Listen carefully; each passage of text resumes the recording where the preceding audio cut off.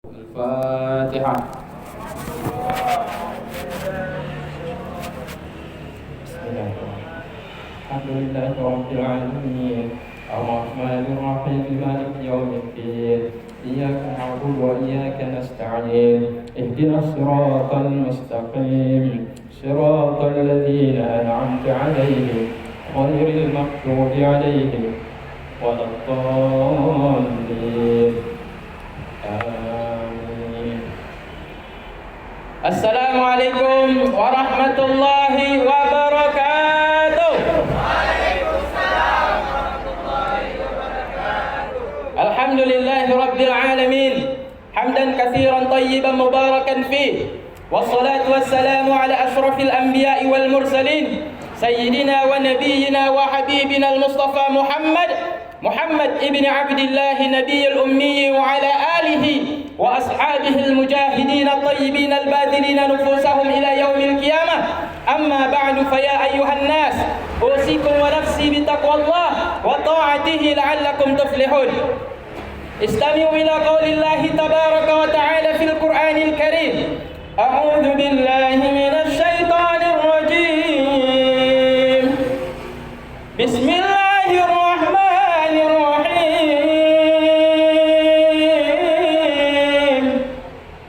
Yasin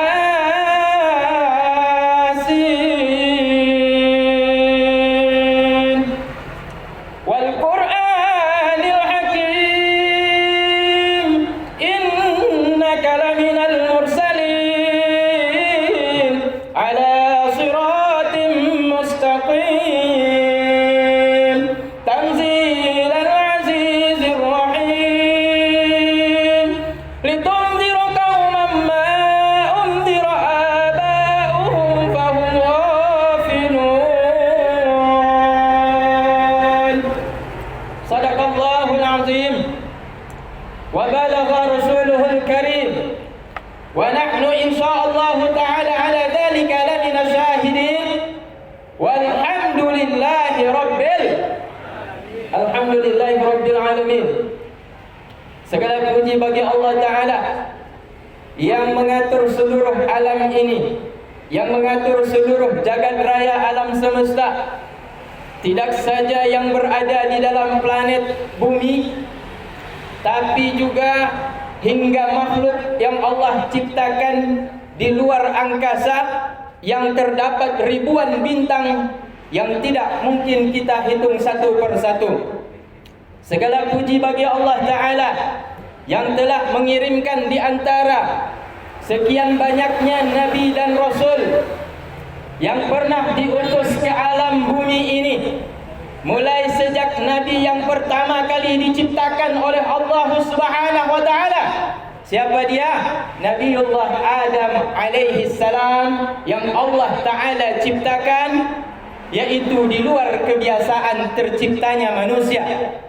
Nabi Adam Allah Ta'ala ciptakan tanpa ada ayah. Nabi Adam alaihissalam Allah Ta'ala ciptakan tanpa ada seorang ibu.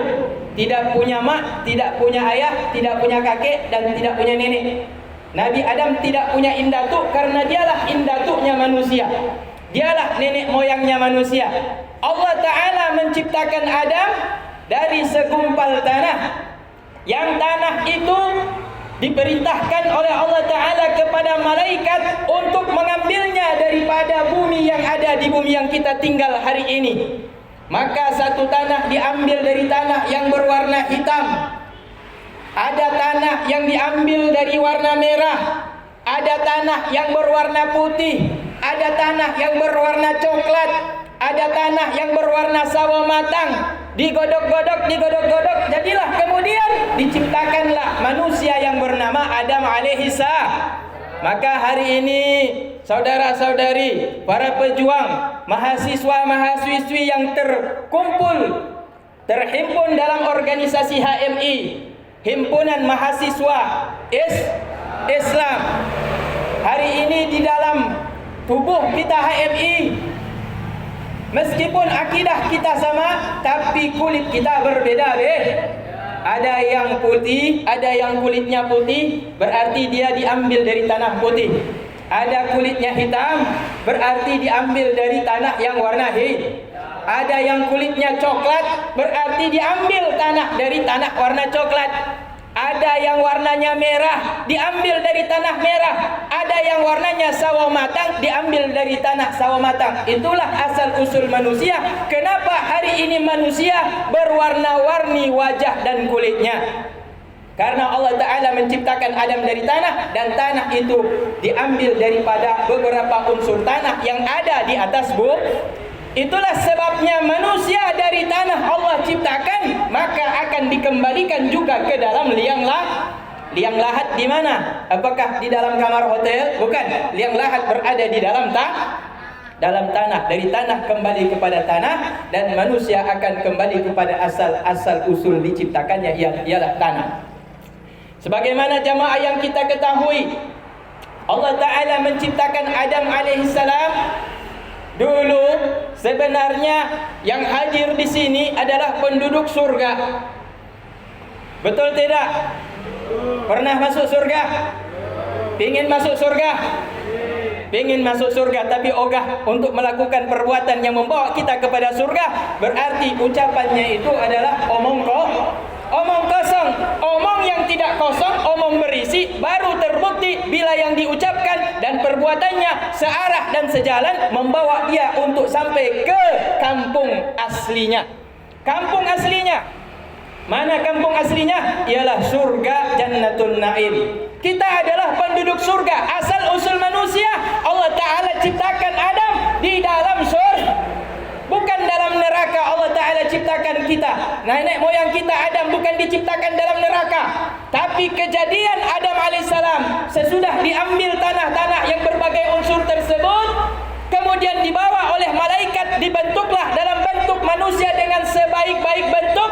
Kemudian Allah Ta'ala perintahkan untuk meniupkan roh ke dalam tubuh yang berasal dari tanah tersebut. Pada riwayat tersebut, ketika tanah itu sudah diambil, dikumpul, dihimpun, kemudian dibentuklah seperti sosok bentuk manusia. Ada kepala, ada rambut, di kepalanya ada mata, ada hidung, ada mulut, ada telinga, ada lidah. Kemudian sekujur tubuhnya, anggota tubuhnya sudah siap dibuat oleh Allah Ta'ala. Maka dibiarkanlah tubuh itu tanpa ada roh, tanpa ada nyawa. Dibiarkan tubuh itu tanpa ada nyawa. Maka Adam pada waktu itu sama seperti mayat hidup, alias zombie. Sama seperti mayat hidup. Mayat hidup artinya dia patung tapi tidak hidup. Tubuhnya ada tapi tidak bisa bernafas, tidak bisa bergerak. Dari makhluk yang bernama patung Adam tersebut, yang bentuknya belum bisa bergerak dan belum bisa bernafas karena belum ditiupkan nyawa tersebut, semua penduduk yang ada di dalam surga merasa kagum dengan ciptaan Allah Ta'ala yang satu ini, meskipun belum bisa bergerak dan bekerja. Tapi ada satu makhluk yang takut sekali dengan makhluk yang Allah baru ciptakan ini. Siapa dia? Azazil, yang kita kenal kemudian namanya dengan nama Iblis. Kenapa Iblis takut melihat tubuh yang belum bernyawa tersebut?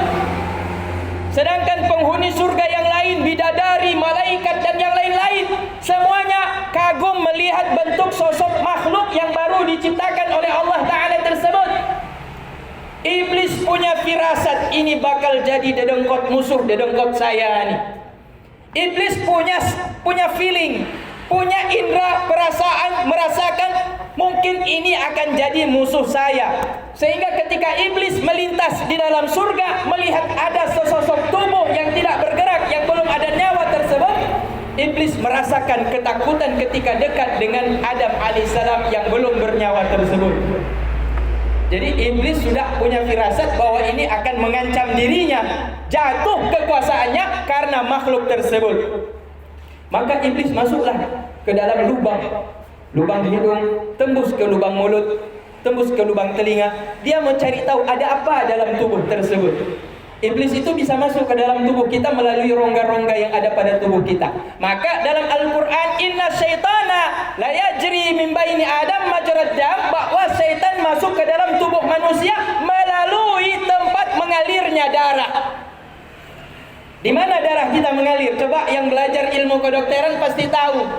Darah masuk dan mengalir melalui tubuh manusia melalui bagian apa? Bagian mana darah kita mengalir? Kan ada urat-urat yang ada dalam situ kan tempat mengalirnya mengalirnya darah. Jadi setan bisa masuk ke dalam tubuh kita melalui tempat mengalirnya darah. Semakin kencang darahnya, semakin kencang setannya. Kalau darahnya normal, maka setannya bisa dinormalkan. Artinya, kalau manusia mengikuti hawa nafsu, makan melebihi batas yang dibolehkan, sehingga apa saja yang dilihat ingin dimakan, sehingga tumbuhlah hawa nafsu yang luar biasa. Lihat kambing, ingin makan kambing, dia makan kambing. Lihat sapi, dia beli sapi, dia potong sapi, dia makan sapi. Lihat ayam, dia beli ayam, dia makan ayam. Lihat itik, dia beli itik, dia makan itik. Yang dibolehkan dalam Islam, makanlah sebelum. Kami kaum, kata Nabi, kalau makan tidak pernah kenyang. Ya kan? Kami kaum, kata Nabi, bagaimana umat Islam menjaga yaitu keharmonisan di dalam tubuh agar anggota tubuh ini bisa bekerja secara normal. Makan ketika lapar, berhenti sebelum kenyang. Kalau sudah kenyang jangan makan, dan jangan makan kalau belum lapar. Ya, jadi kalau belum lapar, tak jubu. Monyo katro apio. Jangan kita berhenti sesudah dua kali kenyang, 2 kali tambah artinya. Kenapa? Dalam Islam diajarkan makanan yang masuk melebihi daripada kebutuhan tubuh tersebut akan menimbulkan rasa malas. Maka Sayyidina Umar bin Khattab radhiyallahu anhu ketika beliau menjadi khalifah, beliau pernah melihat seorang sahabat yang perutnya gendut. Yang perutnya gendut. Beliau mengatakan, beliau pukul karena ini sahabat, beliau sambil bercanda. Jadi tidak tersinggung sahabat yang ditegur. Kata Khalifah Abu Bakar kepada sahabat yang perutnya gendut, dia katakan, ini yang menyebabkan engkau malas sujud kepada Allah. Dipukulnya perut. Jadi Umar bin Khattab perutnya itu six pack. Six pack beliau. Perutnya itu datar, tidak pernah membuncit. Jadi Umar bin Khattab mengajarkan kepada sahabat yang perutnya seperti itu bahwa itu menimbulkan kemalasan. Bagaimana bisa timbul lemak? Melainkan karena melebihi makanan yang dibataskan. Makanan yang boleh dimakan, dia makan lebih dari itu. Itulah yang menimbulkan yaitu lemak dalam tubuh, dan lemak dalam tubuh memberatkan badan, dan akhirnya manusia itu malas untuk bergerak, apalagi dia mengerjakan ibadah kepada Allah Subhanahu wa taala. Jadi kalau ingin rajin ibadah, kurangi makan. Makanlah pada saat lapar dan berhenti sebelum Jadi kalau seandainya begitu, tentu kalau kita pergi ke tempat kenduri bagaimana ini? Udah dikasih piring banyak sekali nasinya di atas.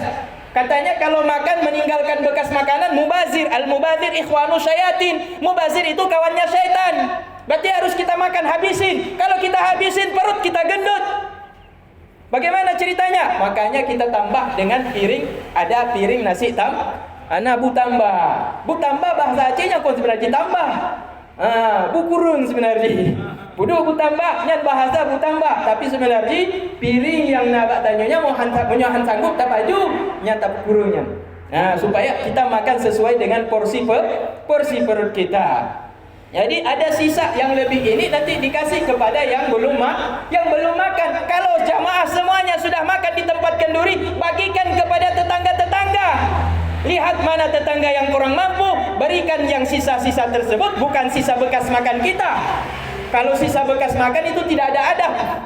Tidak ada sopan memberi makan bekas sisa tadi tersebut. Sisa adalah arti kata yang tidak termakan tapi belum pernah dicukeh-cukeh. Itulah yang kita bagi kepada tetangga kita. Jadi intinya ketika kita bersedekah, kita mengadakan acara Maulid Nabi, ketika kita merayakan acara Maulid Nabi, dengan kita merayakan tersebut ada nilai sedekahnya kepada kaum muslimin.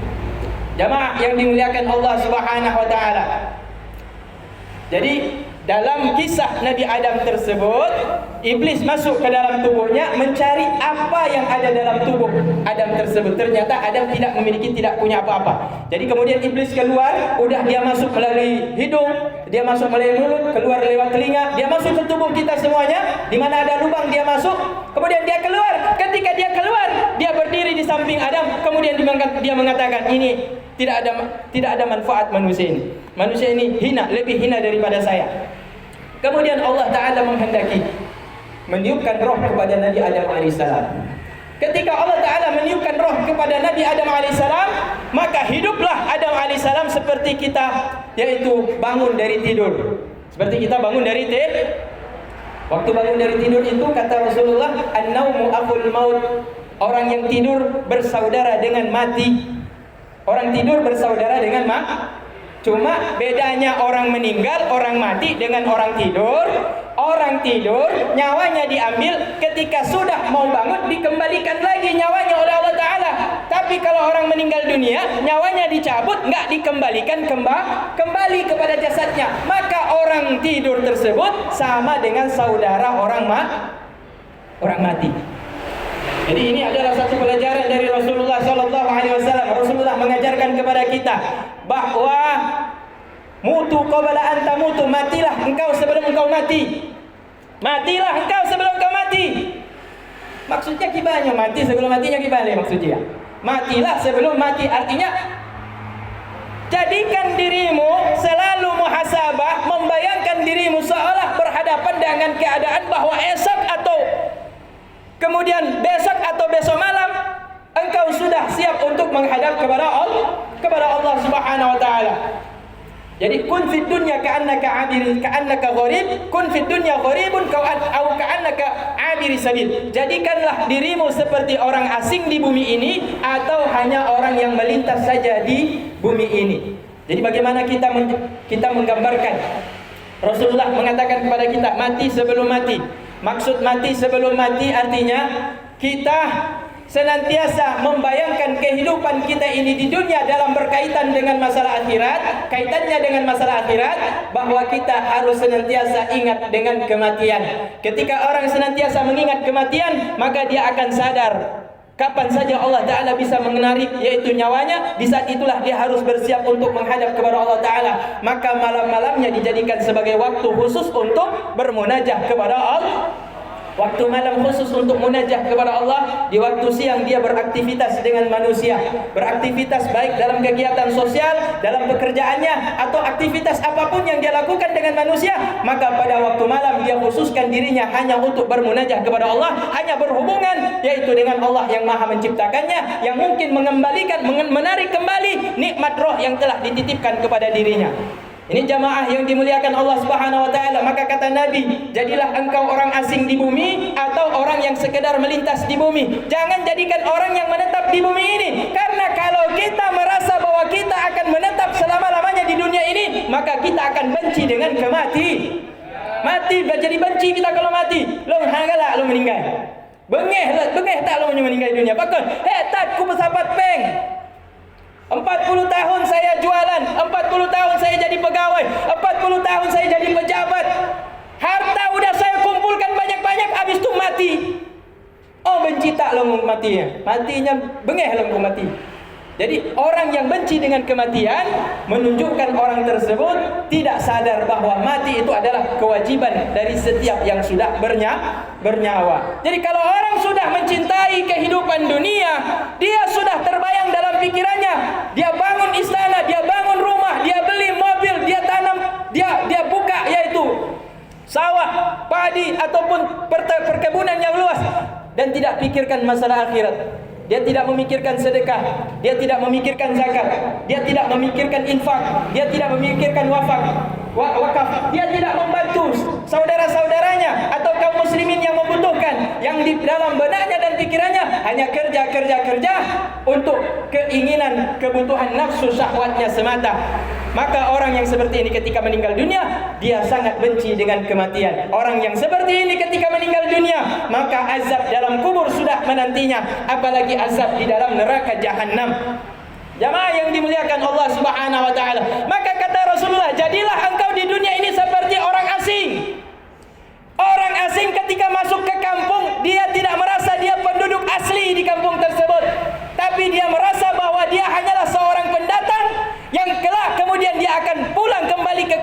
aslinya, tidak selama-lamanya. Maka ketika dia berada di kampung seseorang, dia akan menjaga diri dan adabnya serta akhlaknya dengan masyarakat di kampung tersebut.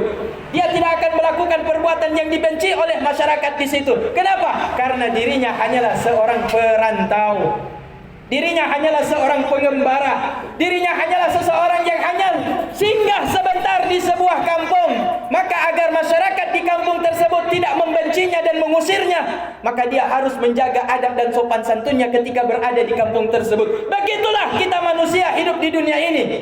Maka kita berada di dunia ini seolah-olah kita hanya melintas di dunia ini. Maka berbuatlah dengan amal soleh, berbuat baiklah dengan sesama manusia, perbanyak ibadah kepada Allah Ta'ala.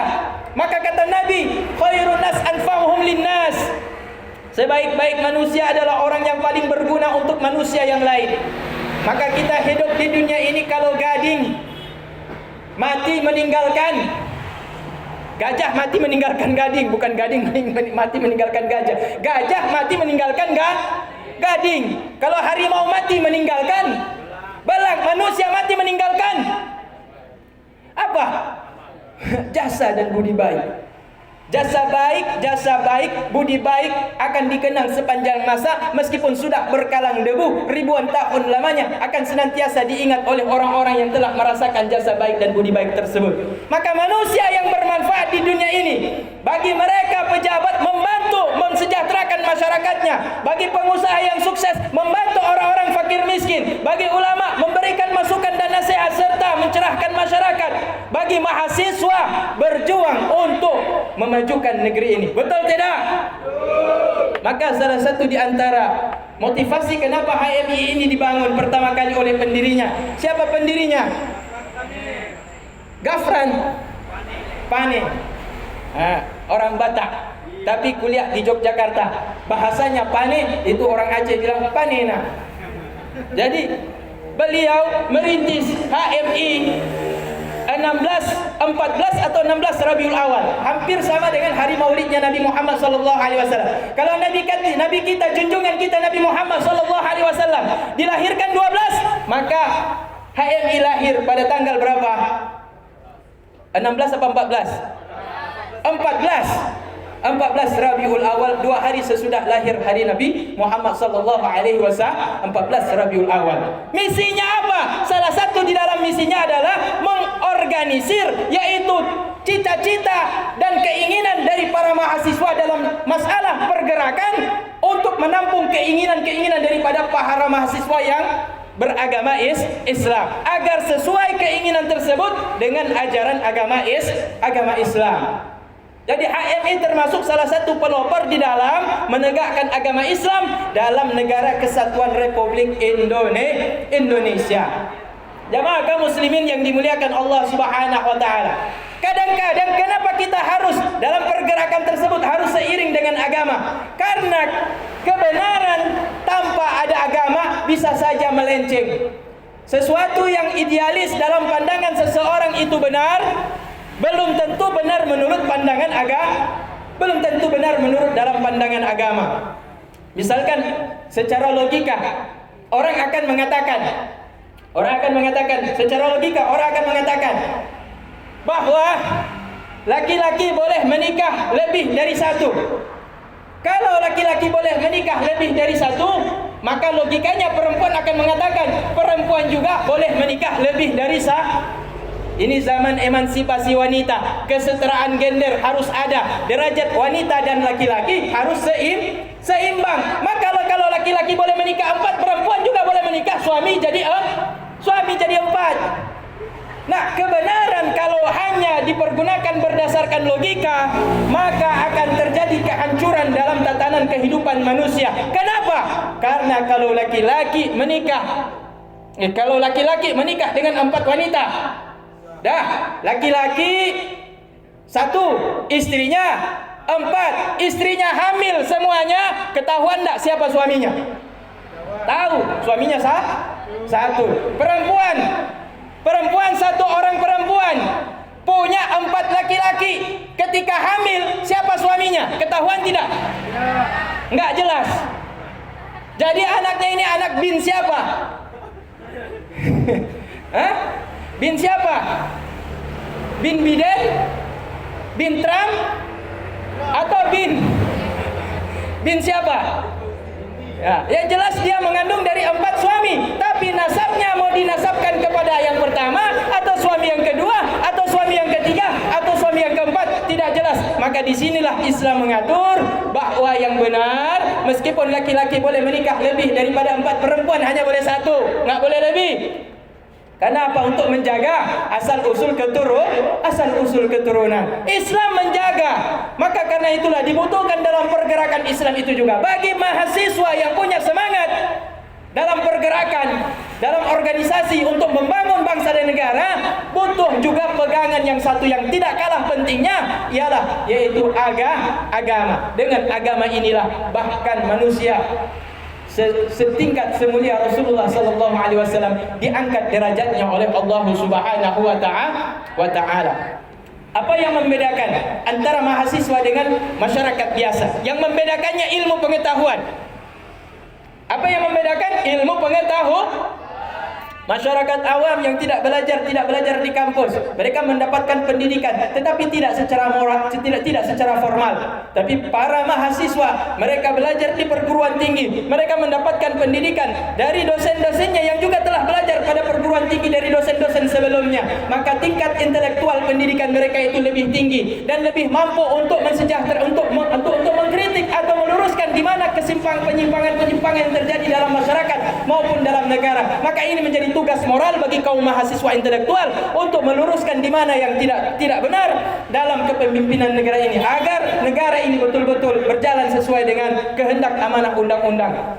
Jamaah yang dimuliakan Allah Subhanahu wa taala. Jadi ilmu yang menyebabkan para mahasiswa berbeda dengan masyarakat awam. Kenapa? Karena mereka memiliki kelebihan yang tidak dimiliki ilmu oleh masyarakat awam. Inilah yang menyebabkan mahasiswa, kenapa mereka lebih rajin turun ke jalan? Kenapa mereka lebih rajin untuk mengkritik? Kenapa mereka lebih rajin untuk berorganisir? Karena mereka memiliki semangat yang bergebu dikarenakan ilmu yang telah dititipkan oleh para guru-gurunya. Tapi tidak akan sesuai dengan kehendak Allah Ta'ala bila mana tetap tidak dijadikan yaitu ajaran agama sebagai pegangan yang paling utama. Saudara-saudari yang dimuliakan Allah Subhanahu wa taala, sebagaimana dalam kisah yang pertama tadi, sesudah iblis melihat manusia ini sudah diciptakan tapi tidak memiliki roh dan tidak memiliki nyawa, iblis kemudian menganggap remeh, menganggap ini tidak membahayakan dirinya. Padahal ketika pertama iblis melihat sosok tubuh Adam tersebut, iblis merasa takut. Tapi ketika dia masuk ke dalam lubang hidung, masuk ke lubang telinga, lubang mata, dan semua yang ada dalam lubang tubuh manusia, dia kemudian menganggap ini tidak ada bahayanya sama sekali manusia ini. Maka Allah Ta'ala memerintahkan, tiupkan roh. Maka ketika roh itu ditiupkan, maka makhluk yang bernama Adam itu kemudian bergerak seperti baru bangun dari tidur. Ketika Adam bangun, maka semuanya melihat Adam itu, yaitu malaikat, yaitu ada jin, ada juga bidadari yang melihat di dalam surga sosok Adam pertama kali. Mereka melihat Adam adalah makhluk yang tidak pernah ada sebelumnya seperti yang diciptakan pada malaikat-malaikat sebelumnya atau pada bidadari sebelumnya. Kemudian Adam hiduplah di dalam surga. Hidup di dalam surga. Semua nikmat yang ada dalam surga dinikmati oleh Adam. Diberikan kesempatan, fasilitas yang sangat luar biasa kepada Adam alaihissalam. Tapi kita tahu bersama apa yang kata Allah Ta'ala dalam Al-Quran. Dalam Al-Quran kata Allah Ta'ala, وَلَا تَقْرَبَ هَذِهِ الشَّجَرَةِ فَتَكُونَ مِنَ الظَّالِمِينَ. Jangan Adam engkau dekat dengan satu pokok kayu. Dengan satu pokok kayu. Kalau engkau dekat dan engkau makan buah yang ada pada pokok kayu tersebut, فَتَكُونَ مِنَ الظَّالِمِينَ, maka engkau akan termasuk orang-orang yang zalim. Maka ini, larangan ini dipegang betul oleh iblis. Kenapa iblis? Kenapa iblis marah? Ketika Adam sudah diciptakan, Allah Ta'ala berfirman, Wa idh qulna lil malaikati isjudu li Adam fasajadu illa iblis. Ketika Adam sudah kami ciptakan, maka kami katakan kepada Adam, kepada semua malaikat dan penghuni surga, termasuk malaikat jin dan bidadari semuanya, termasuk para malaikat, dikatakan, Usjudu li Adam, bersujudlah kalian kepada Adam. Fasajadu ila iblis, maka semuanya sujud kecuali iblis. Iblis tidak mau bersujud. Aba wastakbara wa kana minal kafirin. Dia enggan dan dia menampakkan kesombongannya kepada Allah Ta'ala. Maka dia jatuh masuk dalam kelompok fatakuna minaz zalimin, masuk dalam kelompok orang-orang yang zalim. Jadi Adam ketika ditanya, Adam, kenapa engkau tidak, Iblis, kenapa engkau tidak mau sujud kepada Adam? Adam mengatakan, khalaqtani min nar wa khalaqtahu min turab. Engkau menciptakan aku dari api, sedangkan Adam engkau ciptakan dari tanah. Maka bagaimana mungkin aku yang berasal dari asal usulnya yang lebih mulia harus sujud menghormati yang sesuatu yang tercipta daripada asal usul yang lebih hina daripada asal usulku, yaitu tanah. Maka jangan sombong dengan bibit bebet bobot. Tidak boleh kita sombong dengan bibit bebet bobot. Orang sering mengatakan roda itu berputar. Hari ini kita di atas, besok belum pasti mungkin kita akan jadi orang di bawah. Hari ini kita pejabat, mungkin bawahan kita kemarin tersebut, besok dia diangkat derajatnya menjadi pejabat dan kita akan menjadi yaitu bawahannya. Hari ini kita bos. Maka jangan perlakukan karyawan pegawai yang ada di bawahnya dengan semena-mena, dengan hina. Karena mungkin saja suatu saat Allah akan membalikkan roda kehidupan dunia tersebut. Bos akan menjadi yaitu karyawan bawahan daripada karyawan yang tadinya bawahan, kemudian diangkat derajatnya oleh Allah Ta'ala menjadi seorang pemimpin. Maka hidup ini adalah sama seperti perputaran roda. Maka jangan terlalu bangga dengan bibit bebet bobot. Apa yang harus kita banggakan? Yang perlu kita banggakan dalam kehidupan dunia ini adalah ilmu. Ilmu, saudara-saudari yang dimuliakan Allah Subhanahu wa taala. Yarfa'illahil ladzina utul ilma darajat. Allah telah menjanjikan untuk mengangkat orang-orang yang memiliki ilmu, derajatnya lebih tinggi beberapa tingkat dibandingkan orang-orang yang tidak menimba dan menuntut ilmu. Orang yang berilmu dengan orang yang tidak berilmu sama seperti ibaratnya orang mati dan orang hidup. Apakah sama antara orang hidup dan orang mati? Tentu saja beda. Maka kalau kita hanya mengandalkan, membanggakan asal usul kita, ayah saya gubernur, macam-macam ulun. Jadi jangan macam-macam dengan saya. Saya adalah anak daripada gubernur. Saya anak daripada bupati. Saya anak konglomerat. Saya anak menteri. Saya anak pejabat. Saya anak orang hebat. Bukan itu jaminannya. Besok orang tua kita meninggal dunia dan tidak memiliki harta, hartanya bisa habis. Maka apa yang akan mengangkat derajat kita? Yang mengangkat derajat kita adalah ilmu. Jadi ilmu merupakan sesuatu yang paling utama yang harus kita kejar selama kita masih hidup di dunia ini. Dan ilmu yang paling utama itu adalah ilmu agama. Bila ilmu agama ini telah mumpuni, telah kita miliki, telah tertancap di dalam hati kita, baru silahkan saudara-saudari, timbalah ilmu sebanyak-banyaknya, ilmu kedokteran, ilmu pertanian, ilmu industri, ilmu teknologi, macam-macam. Tetapi ingat, dengan agama maka hidup akan menjadi Jadi dokter-dokter yang punya prinsip agama, jadi pejabat-pejabat yang mementingkan agama, jadi konglomerat menjadi konglomerat yang membantu agama, jadi prajurit-prajurit yang membela agama, jadi mahasiswa-mahasiswi yang berjalan di atas rel agama. Jadi ini ilmu yang paling utama dalam kehidupan kita, karena dengan ilmu orang yang hina bisa diangkat derajatnya menjadi mulia dalam pandangan manusia, juga dalam pandangan Allah Subhanahu wa ta'ala. Mana buktinya? Buktinya sudah jelas dalam Al-Qur'an. Apa Allah Ta'ala sampaikan dalam Al-Qur'an? وَعَلَّمَ آدَمَ الْأَسْمَاءَ كُلَّهَا ثُمَّ عَرَضَهُمْ عَلَى الْمَلَائِكَةِ فَقَالَ أَنبِئُونِي بِأَسْمَاءِ هَؤُلَاءِ إِن كُنتُمْ صَادِقِينَ. Ketika itu Iblis membantah, kenapa saya harus sujud kepada Adam? Adam diciptakan dari tanah, tanah hina. Saya diciptakan dari api. Asal usul saya lebih mulia. Sama seperti orang mengatakan, ayah saya pejabat hebat, ayah saya konglomerat, kenapa saya harus muliakan ini anak? Anak ini, kawan saya ini hanyalah seorang pedagang biasa, penjual sate, hanya penjual tomat, hanya dagang ikan teri. Tidak perlu kita muliakan orang yang asal usulnya seperti itu. Dalam Islam itu sama seperti ucapan Iblis kepada Nabi Adam alaihissalam. Iblis mengatakan hal yang sama juga kepada Nabi Adam alaihissalam. Allah menciptakan saya dari api dan Engkau ciptakan ya Allah dia dari tanah. Maka bagaimana mungkin saya harus sujud kepada Adam yang hanya diciptakan daripada asal usul yang hina, lebih hina daripada saya dari api. Maka Allah Ta'ala mengangkat derajatnya. Apa yang Allah angkat derajatnya? Ilmunya Adam alaihissalam. Allah mengajarkan kepada Adam nama-nama benda di dalam surga, dan tidak diajarkan nama-nama benda tersebut kepada iblis tersebut. Sehingga ketika Adam diperintahkan Allah Ta'ala bertanya kepada iblis, bertanya kepada malaikat untuk menjelaskan apa nama-nama yang ada dalam surga tersebut.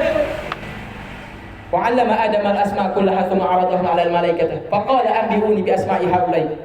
Maka Adam berkata, coba wahai para malaikat, kalian jelaskan kepadaku itu nama-nama benda dalam surga itu apa-apa namanya. Jawab para malaikat. Mereka mengatakan kompak, Subhanaka la ilma lana illa ma 'allamtana innaka antal alimul hakim. Maha suci Engkau Allah Ta'ala, tidak ada ilmu bagi kami kecuali ilmu sedikit yang Engkau ajarkan kepada kami. Sesungguhnya Engkaulah yang maha mengetahui. Engkaulah yang maha mengetahui. Kami tidak memiliki ilmu kecuali apa yang Engkau ajarkan. Kemudian Adam diperintahkan menjelaskan nama-nama yang ditanya oleh Allah Ta'ala. Dan Adam mampu menjelaskan semua nama-nama yang ada dalam surga yang tidak mampu dijawab oleh malaikat. Inilah sebabnya manusia itu diangkat derajatnya oleh Allah. Manusia lebih mulia dari malaikat, tapi bukan melihat kepada asal usul, tapi melihat kepada ilmu. Dan ilmu itu buah hasil yang paling indah adalah akhlak. Intisari daripada ilmu itu adalah akhlak. Maka ada orang mengatakan ilmu tanpa adab lebih mulia adab tanpa ada ilmu.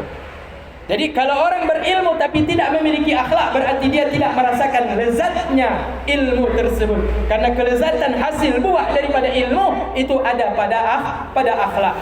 Jadi akhlak menentukan baik atau tidak baiknya seseorang. Seseorang yang berilmu tapi tidak memiliki akhlak, maka dia tetap hina, sama seperti hinanya yaitu iblis.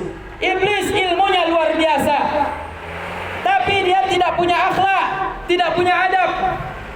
Maka ilmu yang dimiliki oleh iblis ini tidak membawa kepada kemuliaan. Tapi Adam alaihissalam diberikan ilmu dan dia yaitu memiliki akhlak, memiliki adab kepada Allah yang telah menciptakannya. Dia tunduk dan patuh kepada Allah Ta'ala. Tetapi ketika Allah Ta'ala memerintahkan iblis untuk menghormati sujud kepada Adam, sujud dalam arti kata bukan sembahyang, bukan ibadah, bukan menyembah, tapi sujud dalam arti kata ihtiram. Ihtiram artinya menghormati. Bukan sujud seperti orang sholat, bukan sujud dalam arti kata menyembah seolah Adam menjadi Tuhan, bukan. Tapi sujud dalam arti kata penghormatan kepada makhluk yang diciptakan Allah, yang diangkat derajatnya karena dilebihkan ilmu di sisi Allah Subhanahu wa taala. Tapi aba wastakbar wa kana minal kafirin. Dia enggan, dia malas, dia mengaku sombong karena asal usulnya berasal dari api. Apa jawaban? Apa balasan Allah Taala bagi orang yang sombong? Balasannya Allah Taala usir iblis dari dalam surga. Allah perintahkan, qulna bitu minha. Dikatakan al-fa'azallahum asy-syaitanu wa akhrajahum mimma kana fi qulna bitu. Kemudian Allah Ta'ala perintahkan kepada iblis turun dari surga. Ketika iblis sudah turun dari surga, dendam dia kepada Adam. Maka dicarilah bagaimana caranya supaya Adam juga keluar dari surga. Maka datang perintah Allah Ta'ala, masuklah, makanlah, minumlah semua kelezatan dalam surga ini, nikmati semuanya. Tapi jangan dekati satu, ialah pokok yang namanya buah khuldi. Pokok khuldi tersebut jangan kau sentuh, apalagi kau makan. Tapi kemudian iblis berhasil meracuni pikiran Siti Hawa. Maka perempuan adalah cara untuk menjebak laki-laki. Sehebat-hebat laki-laki akan tunduk dengan perempuan. Sejago-jago laki-laki akan kalah dengan perempuan. Ya? Jadi bahaya perempuan kalau seandainya perempuan tersebut bisa menjadi yaitu jalan kehancuran bagi seorang laki-laki hebat. Ada seorang raja yang terkenal di Eropa tapi tunduk dengan Cleopatra. Cleopatra adalah ratu yang paling cantik yang ada di Mesir. Tapi kalah kehebatan raja Romawi tersebut, kalah dengan kehebatan Cleopatra. Dan banyak kisah-kisah perempuan itu jatuh dikarenakan wanita. Maka orang sering mengatakan di balik laki-laki yang hebat pasti di belakang ada wanita yang hebat. Jadi kalau wanita hebatnya korupsi, maka laki-laki hebat korupsi. Kalau perempuannya itu hebat taat kepada Allah, maka kalau perempuannya itu taat kepada Allah, kehebatannya, keyakinan kepada Allah sangat tinggi, maka suami itu akan menjadi contoh yang pemimpin yang baik dalam pandangan masyarakat. Maka hati-hati bagi wanita, jangan meniru, yaitu satu celah pada Siti Hawa. Ketika Allah Ta'ala melarang untuk memakan buah khuldi, akhirnya iblis membisikkan dan dia terima. Iblis menyerupai sosok yang baik, kemudian merayu perempuan yang bernama Siti Hawa, nenek moyang kita, ibunda kita semuanya. Asal usul manusia berasal dari satu rahim, yaitu Siti Hawa. Maka termakanlah bujuk rayuan. Iblis mengatakan, saya datang untuk mengingatkan kepada engkau bahwa tidaklah Allah Ta'ala melarang engkau memakan buah khuldi kecuali Allah tidak menghendaki engkau menjadi malaikat. Karena kalau engkau makan buah khuldi, engkau akan kekal hidup selama-lamanya. Maka buah khuldi itu adalah buah kekal. Kalau engkau makan, engkau akan kekal dan tidak akan pernah mati selama-lamanya. Maka termasuklah dalam pikiran Siti Hawa. Kemudian datang Siti Hawa kepada Nabiullah Adam alaihissalam. Siti Hawa mengatakan, wahai suamiku, saya ingin kali buah itu. Kenapa Allah larang? Saya dengar-dengar kata buah itu bisa membuat kita kekal. Cuma Allah tidak ingin kita kekal. Mungkin suatu saat kita akan mati. Maka terbujuklah, terpengaruhlah suami tersebut. Kemudian dia dekati dan dia makan. Kemudian terbukalah aurat mereka. Malulah mereka karena terbuka auratnya. Maka diambillah daun-daun yang besar. Ditutuplah kemaluan mereka. Lari Adam dari Allah Subhanahu wa ta'ala. Tapi Allah Maha melihat. Maka turunlah perintah kepada Adam dan Hawa. Qulna bitu minha jami'ah. Turunlah kalian dari dalam surga ini semuanya secara terpisah-pisah. Adam diturunkan di India dan Siti Hawa diturunkan di kota Jeddah. Diturunkan secara terpisah, enggak bersatu-satu tempat. Turun satu tempat masih lumayan, tapi ini terpisah. Enggak ada orang, enggak ada penghuni manusia di atas muka bumi ini, hanya ada hewan-hewan buas. Fa imma yatiyannakum minni hudan faman tabi'a hudaya fala khaufun 'alaihim wa lahum yahzanun. Kalau kalian hidup nanti di dunia, akan ada petunjuk dariku, hidayah dariku. Siapa yang mengikuti petunjukku itu, maka dia akan selamat kembali ke kampung asalnya, yaitu surga. Maka inilah nasib kita, anak Adam dan Hawa. Siapa yang mengikuti petunjuk dari Allah Ta'ala, yang dapat petunjuk itu dan dia ikuti petunjuk itu, maka dia akan kembali ke kampung nenek moyangnya, yaitu dalam surga Jannatun Na'im. Sebaliknya, siapa yang datang petunjuk kemudian petunjuk itu tidak diikuti, maka dia akan yaitu melenceng, bukan pulang kampung tapi kembali ke dalam neraka. Jemaah yang dimuliakan Allah Subhanahu wa taala, Nabi Adam alaihissalam telah mengajarkan kepada kita bahwa manusia adalah mahallul khata' wan nisyan, tempat salah dan juga lupa atau khilaf. Ketika orang melakukan kesalahan, ditangkap polisi. Ditanya polisi, kenapa engkau membunuh ayahmu? Kenapa engkau bunuh ayahmu? Kenapa engkau gorak leher ayahmu? Kenapa engkau tebas leher ayahmu? Saya minta uang, ayah bilang tidak ada uang. Maka pisaulah yang di tangannya ini kemudian menancap ke leher ayahnya, ditebas. Ada kawan ayahnya 63 tahun ingin membela, ditebas juga jarinya, masuk penjara. Ditangkap polisi, apa jawabannya? Khilaf. Ini yang disebut mahallul khata' wan nisyan. Manusia adalah tempat salah dan juga lupa. Ya, nisyan di sini sama dengan disebut juga adalah khilaf. Orang sering mengatakan khilaf, yaitu salah, melakukan kesalahan. Tapi kesalahan ada dua, sengaja dan tidak sengaja. Kalau sengaja, maka dosa sudah menanti. Tidak sengaja, maka dia diampunkan oleh Allah. Andai kata dia bertaubat kembali kepada Allah Subhanahu wa taala. Jadi jamaah yang dimuliakan Allah Subhanahu wa taala, selaku manusia hidup di dunia, maka kita kembali lagi, reply kembali bahwa sejarah kehidupan ini akan kembali lagi kepada kita. Sebagaimana apa yang terjadi kepada ayah dan ibunda kita, asal usul kita Adam dan Hawa, maka jangan sampai hal tersebut juga terjadi dalam kehidupan kita. Jangan sampai hal tersebut terjadi juga dalam kehidupan kita. Diutus sesudah Nabi Adam alaihissalam meninggal dunia, diutus lagi Nabi Nuh, diutus lagi Nabi Idris, diutus lagi Nabi Lut, diutus lagi Nabi Ibrahim, Nabi Ismail, Nabi Musa, Nabi Daud, hingga sampai kepada Nabi Isa, dan sampailah kepada Nabi akhir zaman yang hari ini kita peringati, yaitu hari kelahirannya, yaitu Nabi Muhammad sallallahu alaihi wasallam. Sebagaimana kita ketahui sesudah Nabi kita wafat, maka kita tidak akan pernah berjumpa dengan Nabi sesudah Nabi Muhammad SAW. Tetapi beruntungnya kita sebagai umat akhir zaman, meskipun kita hidup di akhir zaman, kita tidak akan berjumpa dengan Nabi sesudah Nabi Muhammad SAW.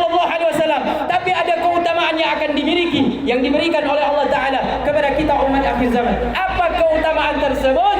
Ialah Allah Ta'ala menjanjikan di saat detik-detik wafatnya Nabi Muhammad SAW, di saat sakratul maut, ketika hampir menjelang kematiannya Rasulullah, dalam Al-Kisah disebutkan bahwa Rasulullah sudah mengalami sakit yang sangat parah, demam, sakit kepala dan demam tidak turun-turun, sehingga Nabi kepalanya diikat dengan sorban. Pada waktu datang sholat subuh, sahabat-sahabat menanti Rasulullah keluar dari kamarnya untuk memimpin sholat subuh berjamaah seperti biasanya.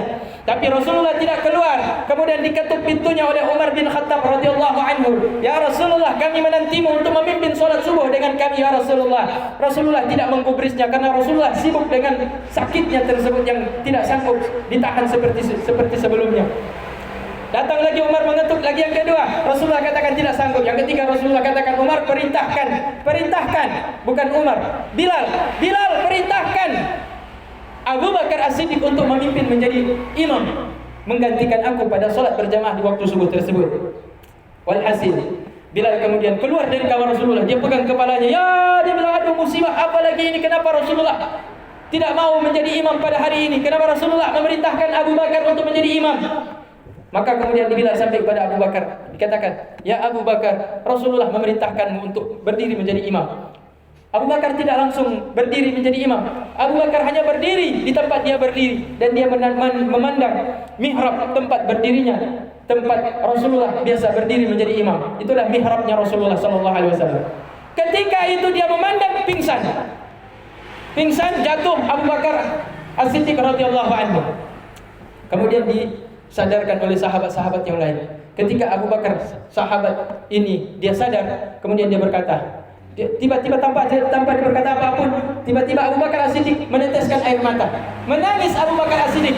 Begitu Abu Bakar As-Siddiq menangis karena beliau membayangkan Rasulullah tidak lagi hadir di depan untuk memimpin imam, dan beliau tidak mampu Abu Bakar untuk menggantikan Rasulullah. Beliau menangis, sesudah pingsan beliau bangun lagi menangis. Sahabat-sahabat yang lain yang menunggu untuk sholat subuh berjamaah, semuanya tiba-tiba menangis semuanya dalam Masjid Nabawi. Rasulullah terkejut mendengar, di luar ada apa ya Aisyah?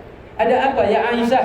Kenapa ramai sekali di luar seperti orang menangis ya Aisyah? Maka Rasulullah pun dengan tergopoh-gopoh, dengan memegang tongkat sambil dibawa, dipikul atau dipegang oleh Ja'far dan Ali bin Abi Thalib, keluarlah dari kamar. Beliau melihat sahabat semuanya sudah menangis, belum melaksanakan sholat subuh, karena mereka menanti Rasulullah SAW. Maka Rasulullah kemudian memimpin sholat berjamaah. Sesudah sholat subuh berjamaah dipimpin Rasulullah, Rasulullah kemudian menasihatkan para sahabatnya, wahai sahabatku, hari ini adalah hari terakhir aku akan meninggalkan kalian. Kata Rasulullah demikian, langsung menangis sahabat-sahabat yang lain. Hari ini adalah hari aku terakhir akan meninggalkan kalian. Maka ingatlah kalian dengan pesan-pesan yang pernah aku sampaikan selama ini kepada kalian.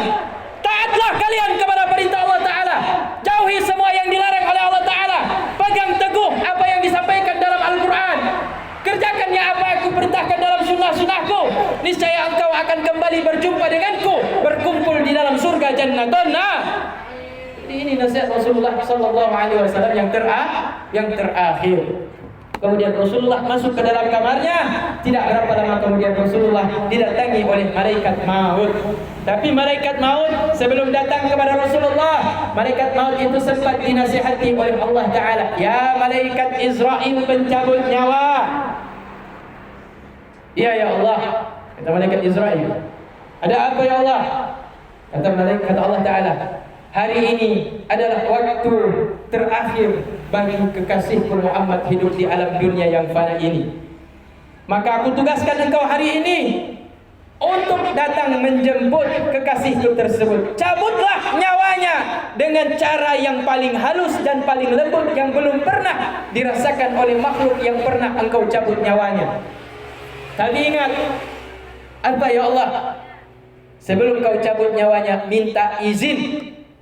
Minta izin. Kalau Kalau Muhammad mengizinkan, cabut. Kalau belum dia izinkan, jangan dulu cabut, pulang kembali ke sini. Maka turunlah malaikat Israel. Begitu malaikat Israel sampai ke depan pintu kamar Rasulullah, dia merubah wujudnya menjadi seorang sosok pemuda Badui yang tampan sekali. Jadi malaikat ini bisa kamuflase dia, bisa seperti bunglon, bisa menyamar, dikasih kekuatan untuk bisa menyamar. Maka berubahlah dia dari wujud asalnya cahaya, berubah menjadi makhluk seorang pemuda yang sangat tampan, pemuda Badui yang sangat tampan, yang sangat putih. Dia mengetuk pintu, dia masuk dalam masjid. Sahabat-sahabat yang sudah sholat semuanya menunggu di depan. Walaupun sudah sholat, mereka tunggu Rasulullah keluar. Tapi tiba-tiba datanglah seorang pemuda yang sangat tampan, berwajah putih, dengan sorban, dengan pakaian yang jubah putih-putih. Kemudian langsung melangkahi sahabat-sahabat yang mulia di depan. Dia langsung ke pintu, dia ketuk pintu. Tok tok tok. Assalamualaikum. Assalamualaikum. Ya baiti an-nubuwah, ya sahibi baiti an-nubuwah. Assalamualaikum ya baiti sahibi an-nubuwah. Keselamatan untukmu, wahai rumah pemilik kenabian. Didengar oleh Siti Fatimah, bukan Aisyah, Fatimah dalam kamar waktu itu. Fatimah kemudian menjawab, buka pintu, dijawab bahwa Rasulullah dalam keadaan sangat, yaitu sakit parah, tidak mungkin untuk melihat yaitu tamunya. Ditinggalkan lagi, diketok pintu lagi. Assalamualaikum ya ahli baiti sahibin nubuwah. Keselamatan untukmu wahai pemilik rumah pemilik kenabian. Datang Fatimah membalas lagi, Rasulullah sedang berjuang untuk memulihkan lagi kesehatannya, tolong jangan ganggu. Yang ketiga kali diketuk lagi, Assalamualaikum ya sahibin nubuwah. Rasul dengar. Yang ketiga kali disimak Rasulullah. Kata Rasulullah, ya Fatimah, buka pintunya, lihat siapa orangnya. Begitu dibuka, Fatimah melihat sosok yang sangat tampan, tapi tidak sedikit pun terpancar dari raut wajahnya senyuman. Tampan tapi tidak tersenyum, dan mukanya, tatapannya dingin sekali. Saking dinginnya tatapan mukanya tersebut, tatapan wajahnya saking dinginnya, tembus ke dalam hati Siti Fatimah, sehingga menimbulkan rasa takut yang belum pernah dirasakan oleh Siti Fatimah. Ketika dia melihat sosok tersebut, timbul rasa takut yang belum pernah rasa takut itu dirasakan oleh Siti Fatimah. Kemudian Siti Fatimah sudah mulai merasakan yang aneh.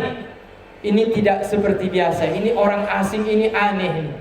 Kemudian Rasulullah mengatakan, ya Fatimah, tahukah engkau siapakah orang yang ada di hadapanmu? Kata Fatimah, saya tidak tahu wahai ayahku, tapi saya punya perasaan tidak enak ketika ditatap wajah oleh orang tersebut ya Rasulullah. Ketahuilah ya Fatimah, huwa hadhimul ladzat, dia itu adalah penghancur segala kelezatan. Dialah yang memisahkan antara kita dengan orang-orang yang kita kasihi dan segala kelezatan dan kemewahan yang ada di dunia ini. Dia adalah malaikat Israel, sang pencabutnya, sang pencabut nyawa. Masuklah Israel, masuklah ke dalam kamar Rasulullah sallallahu alaihi wasallam.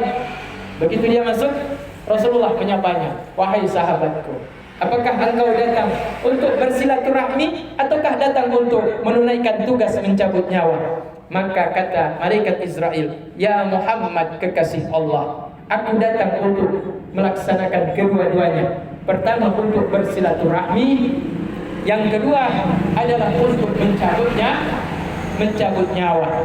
Tapi Allah memerintahkanku untuk meminta izin padamu.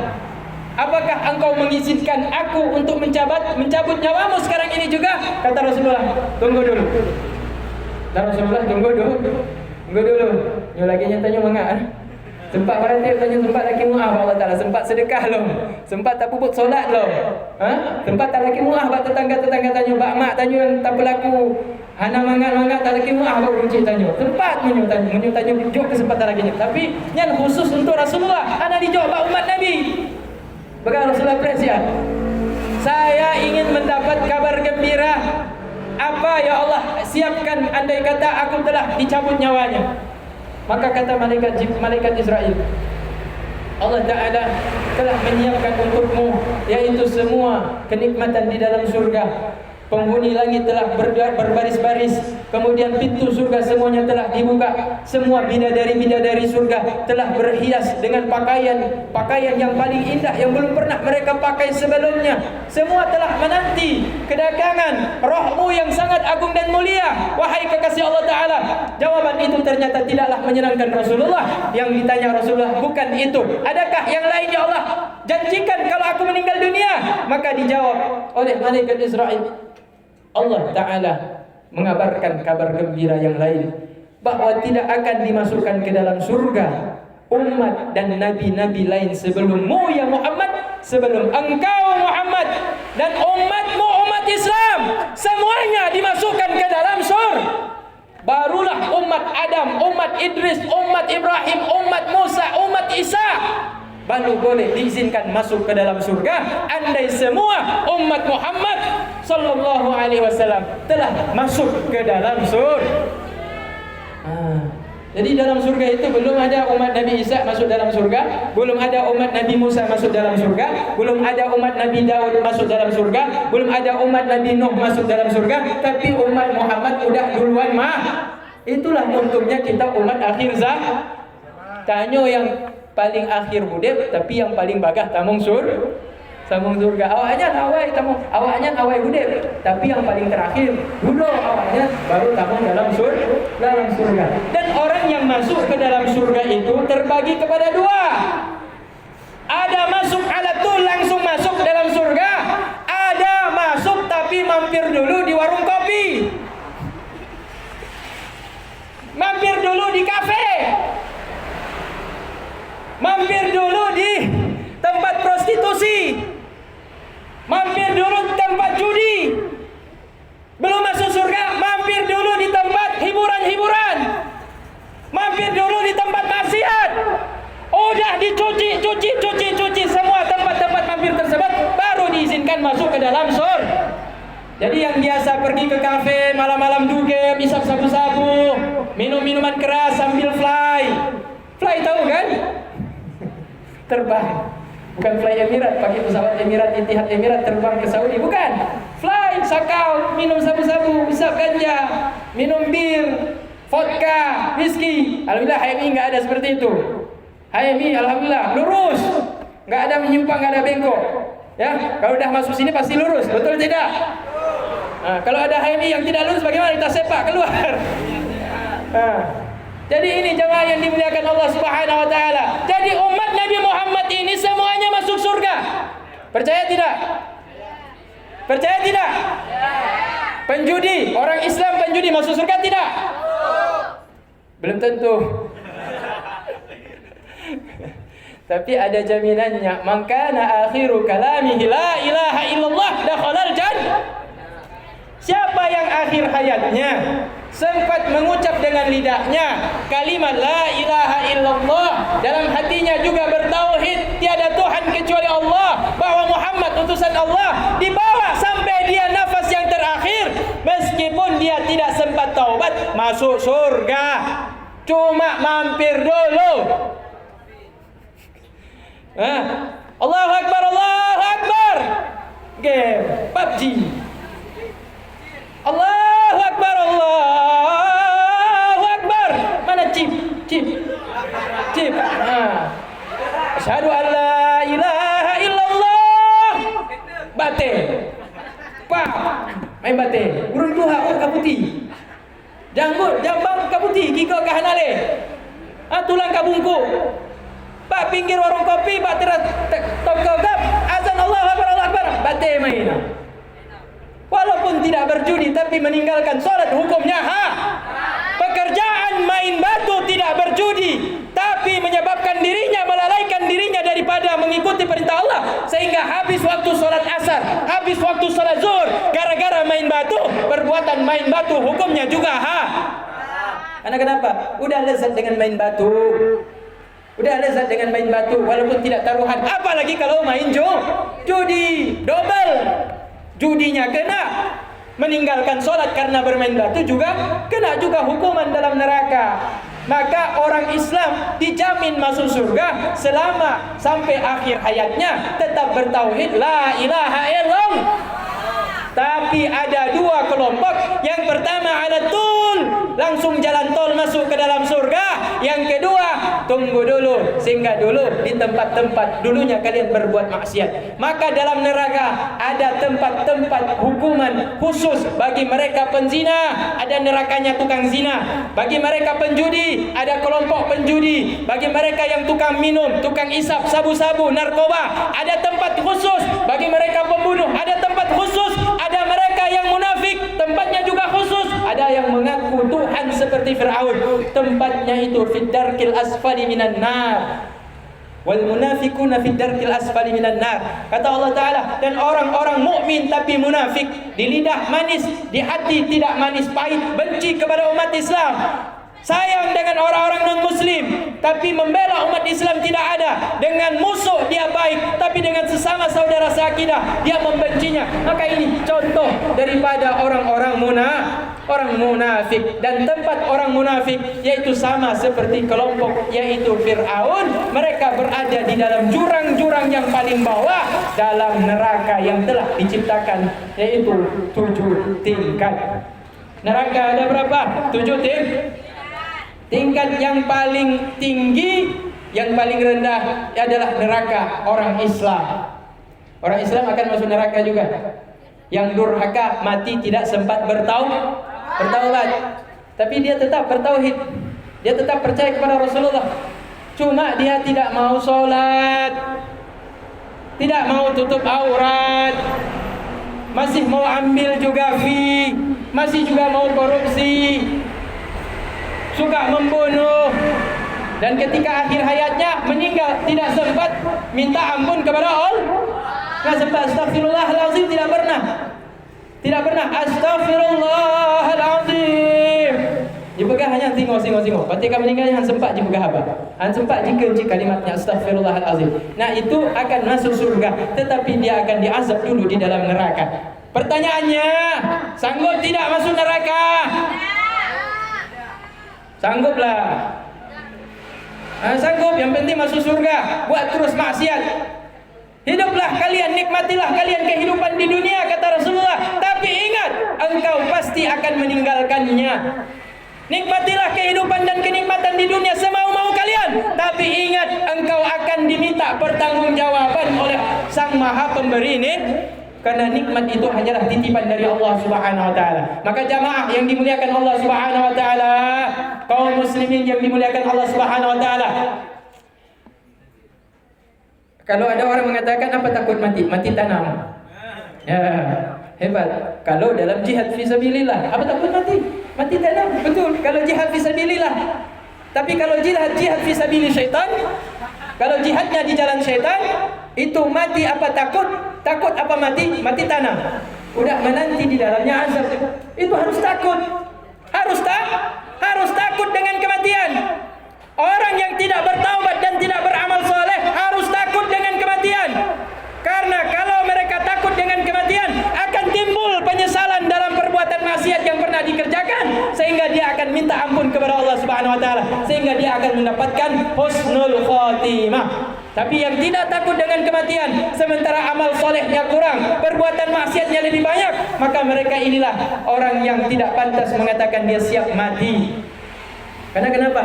Masuk neraka itu belum diceritakan oleh orang yang pernah keluar dari neraka. Begini ceritanya dalam neraka, azabnya luar biasa seperti ini. Belum pernah ada menceritakan keluar dari neraka, hidup kembali, kemudian menceritakan kepada kita begini azab dalam neraka. Belum ada. Cuma riwayat yang disampaikan Rasulullah SAW menjelaskan kepada kita, 1 hari dalam neraka sama dengan 1000 tahun hidup di dunia.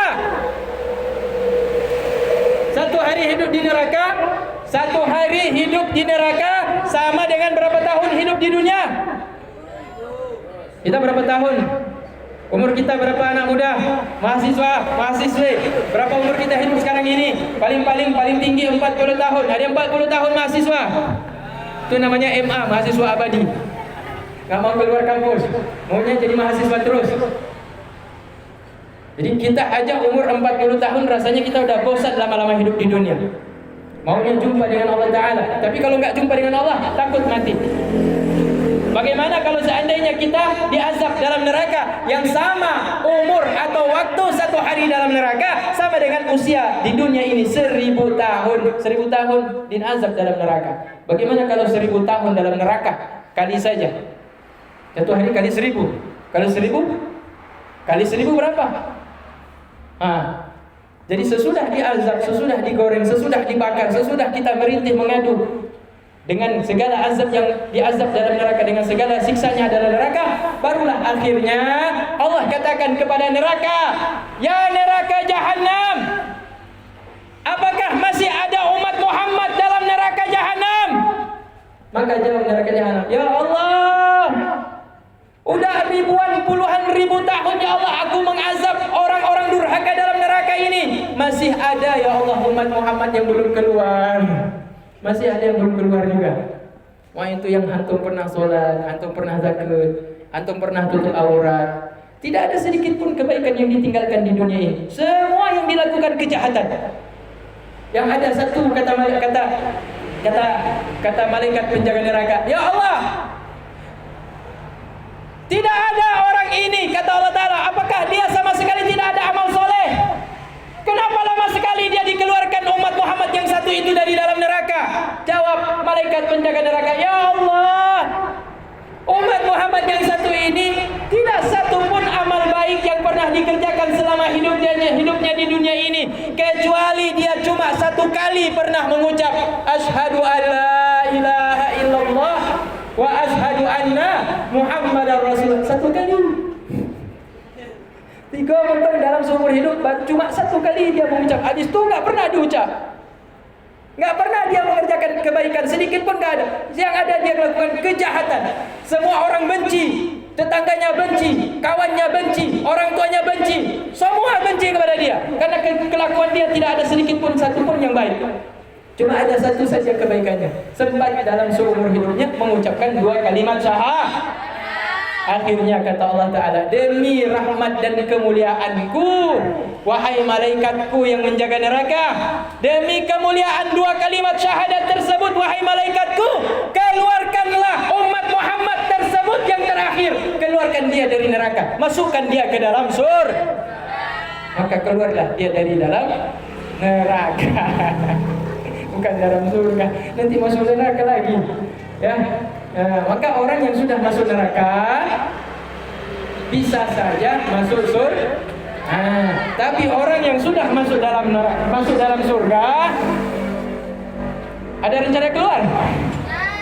Orang yang sudah masuk ke dalam surga selama-lamanya di dalam surga.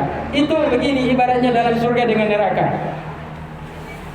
Saudara-saudari yang dimuliakan Allah Ta'ala, dalam sebuah riwayat dikisahkan dalam sebuah hadis, sesungguhnya surga itu ibarat kaca, bangunannya ibarat kaca.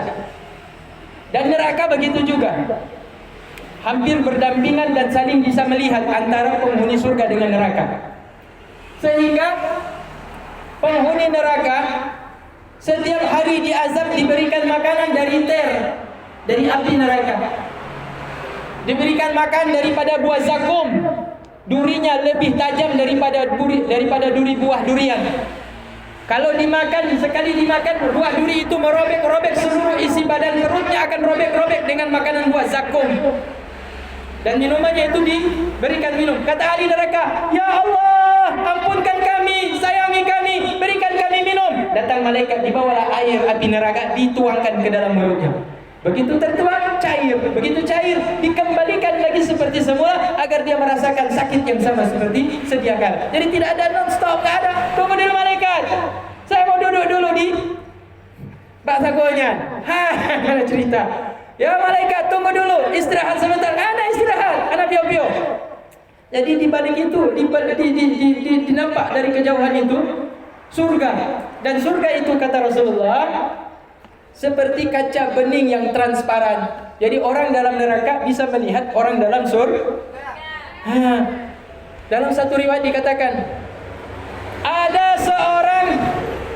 seorang anak masuk surga, diizinkan Allah dari dalam surga melihat ibunya yang diazab di dalam neraka. Atau sebaliknya ada ibu yang masuk ke dalam surga, diizinkan oleh Allah Ta'ala melihat anaknya diazab di dalam neraka. Sehingga penduduk surga yang melihat saudaranya atau anaknya masuk dalam neraka meminta izin kepada Allah Ta'ala, ya Allah, ya Tuhanku, izinkan hamba menggantikan posisinya, dan dia menggantikan posisi hamba. Jadi ahli surga ini, andai kata seorang ibu, dia melihat anaknya diazab, kacanya bening, tengoknya, ya Allah, anakku, ya Allah, diazab di sana, ya Allah, pukul lagi nyanyi dulu, ya Allah, mau nyucit, ya Allah, negantung posisinya, ya Allah, belum rela, ya Allah, tamung neraka, koknya tamung dalam surga, ya Allah. Kata Allah Ta'ala, nafsi, nafsi.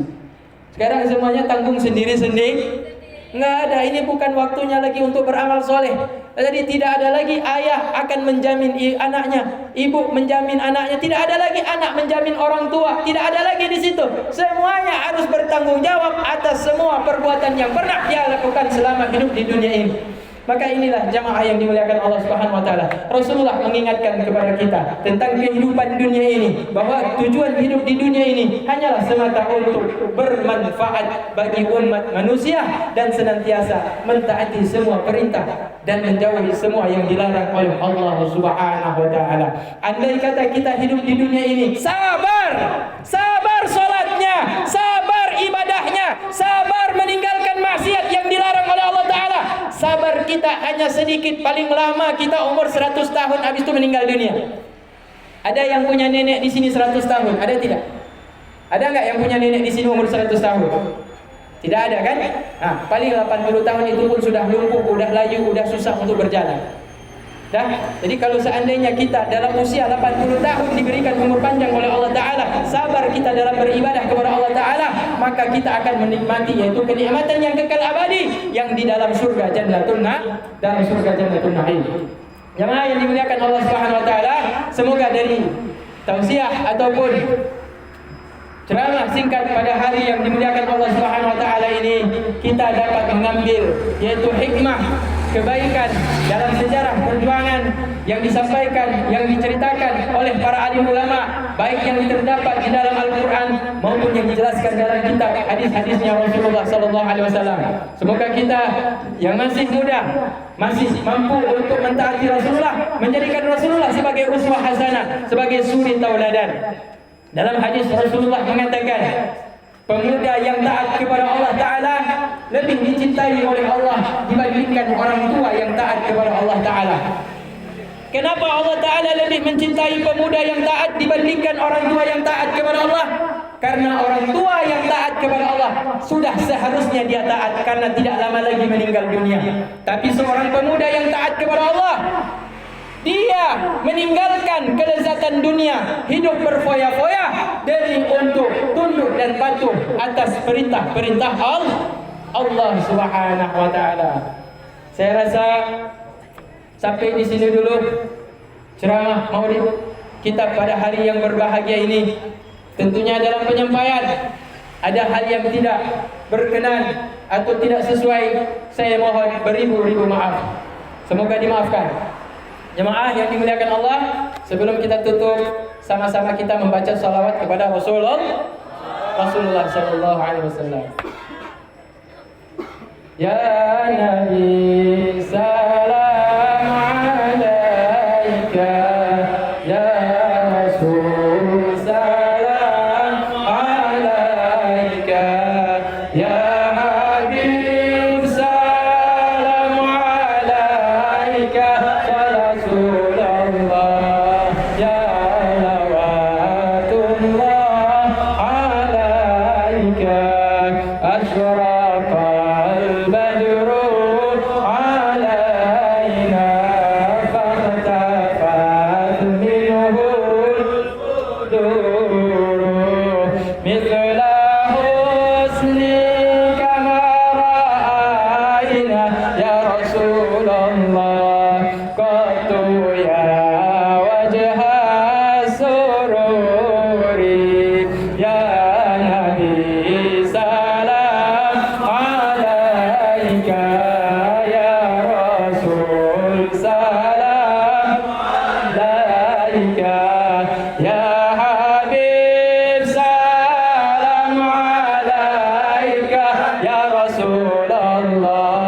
Salawatullah alaika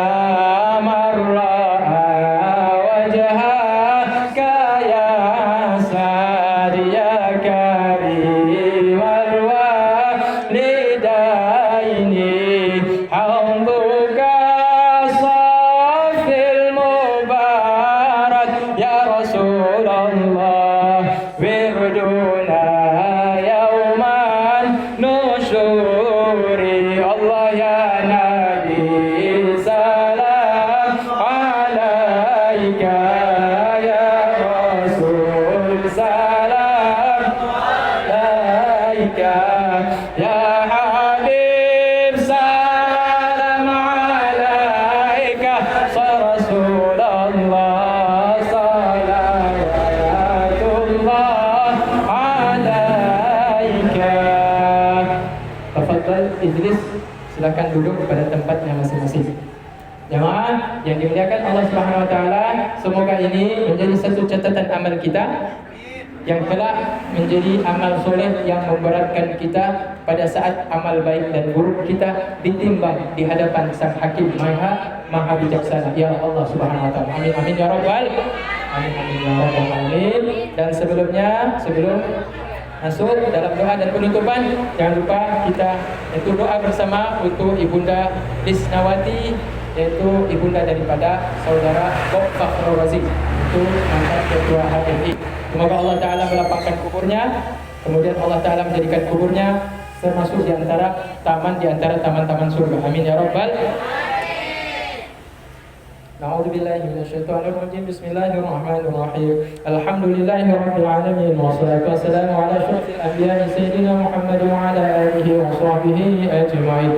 Ya Allah ya Rabbana lakal hamdu kama yanbaghi li jalali wajhikal karim wa 'azimi sultanik. Allahumma inna nas'aluka ridhaka wal jannata wa na'udzu bika min sakhatika wan nar. Allahumma innaka 'afuwwun karimun halimun tuhibbul 'afwa fa'fu 'anna wa 'an walidina wa 'an mashayikhina وعن جميع المسلمين والمسلمات والمؤمنين والمؤمنات الأحياء منهم والأموات برحمتك يا الله يا عزيز يا الله يا جبار يا الله يا قهار يا الله يا رزاق يا الله يا فتاح يا الله يا أرحم الراحمين. اللهم اغفر لنا ذنوبنا ولوالدينا وارحمهما كما ربيانا صغارا ولجدتنا ولأمهاتنا ولإخواننا ولمشايخنا ولمن أحب وأحسن إلينا ولجميع المسلمين والمسلمات والمؤمنين والمؤمنات الأحياء منهم والأموات برحمتك يا الله يا أرحم الراحمين. اللهم أوصل مثل ثواب ما قرأناه من كتاب من سورة الفاتحة إلى ما قصدنا يا الله للمرحومة لسنوتي يا الله، وأنت تعلم بأمورها وحوالها وانسابها يا الله وشعنها في قبورها وفي الدنيا وفي حياتها في الدنيا والآخرة هدية واسلة ورحمة نازلة وبركة شاملة إلى روح المرحومة لسنوتي يا الله برحمتك يا الله يا أرحم الراحمين. اللهم اجعل قبرها روضة من رياض الجنة ولا تجعل قبرها روضة حفرة من حفر النيران. ربنا ظلمنا أنفسنا وإن لم تغفر لنا وترحمنا لنكونن من الخاسرين. ربنا تقبل منا وتب علينا إنك أنت التواب الرحيم. اللهم اجعل جمعنا هذا جمعا مرحوما وتفرقنا من بعده تفرقا معصوما. اللهم اختم لنا بحسن الخاتمة ولا تختم علينا يا الله بسوء الخاتمة.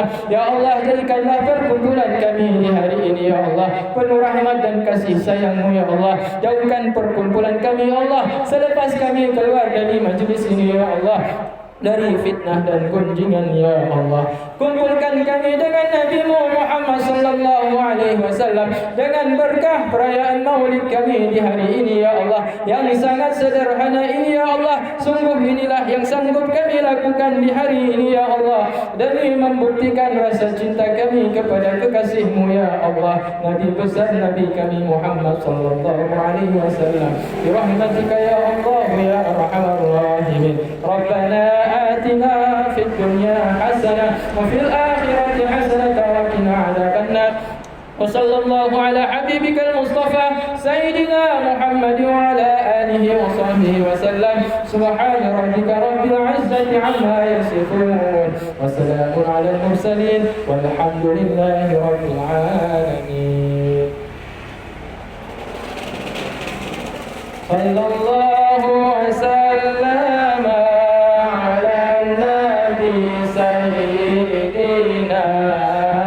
محمد وآله وصحبه أجمعين. صلى الله على النبي صلى الله على الرسول صلى الله على الحبيب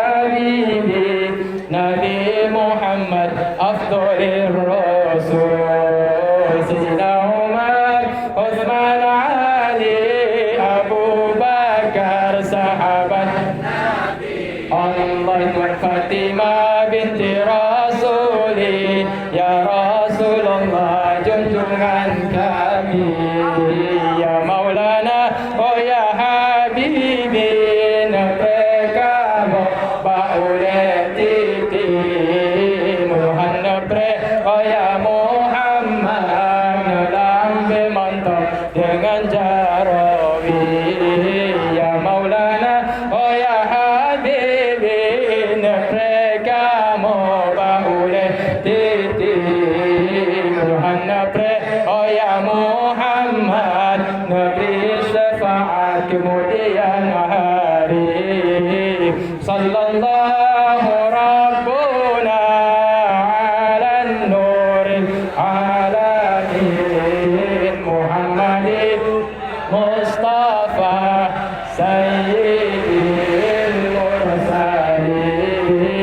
Sallallahu wasallam ala nabi Sayyidina Muhammadin wa alihi wa sahbihi ajma'ina. Kalau ada sumur di ladang, bolehlah nanti kami menumpang mandi. Kalau ada umurku panjang, insya-Allah kita jumpa di lain waktu dan kesempatan. Wabillahi taufiq wal hidayah. Assalamualaikum warahmatullahi wabarakatuh.